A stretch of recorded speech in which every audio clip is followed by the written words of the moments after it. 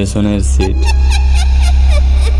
মেয়েটার নাম রিনা, সে একজন নার্স। রাতের ডিউটি শেষ করে সে প্রতিদিন বাসে করে বাড়ি ফিরে। সেদিন রাত প্রায় 11টা। বাসে যাত্রী কম। রিনা জানালার পাশে বসে আছে। হঠাৎ সে খেয়াল করে তার পেছনের সিটে কেউ বসেছে।